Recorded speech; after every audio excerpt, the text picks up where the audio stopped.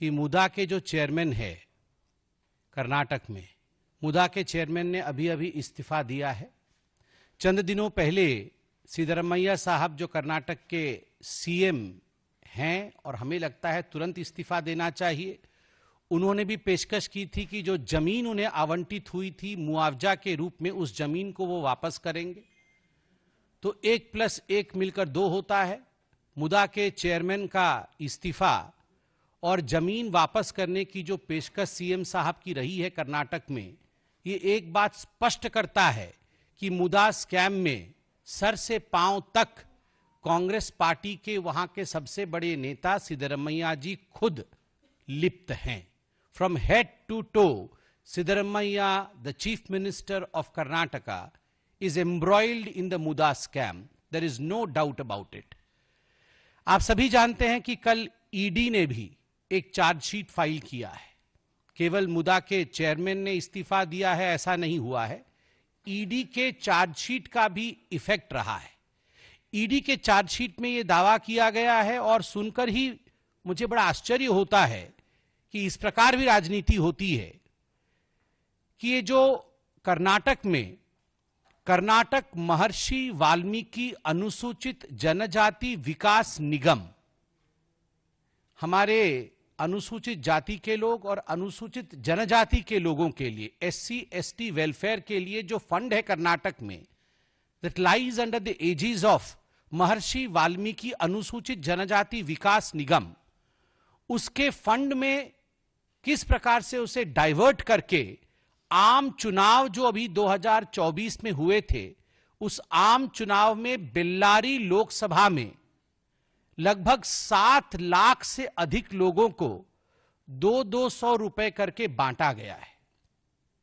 In fact the ED's chargesheet categorically mentions that the money which was meant for the welfare of SC and the ST community, which was in the custody of the Maharshi Valmiki board, which was in fact the money of the taxpayers, that was used for a political purpose by the Congress party.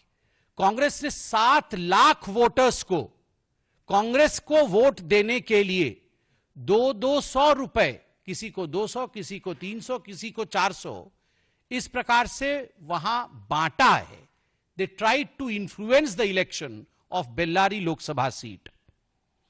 और आप सभी जानते हैं कि जहां तक ये मुदा स्कैम का विषय है, इसमें जो लेखा अधीक्षक, द चीफ अकाउंटेंट जो मुदा के रहे थे, P Chandrashekhar, he had committed suicide, उन्होंने आत्महत्या की थी। और जो उन्होंने सुइसाइड नोट छोड़ा था, उस सुइसाइड नोट में बहुत कुछ चौंकाने वाला था।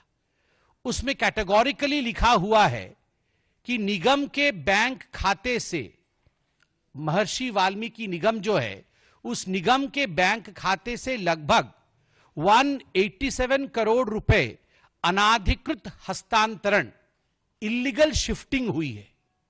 And there is a rule across the country that the money which is specifically allotted for the welfare of the SC ST community can not be diverted.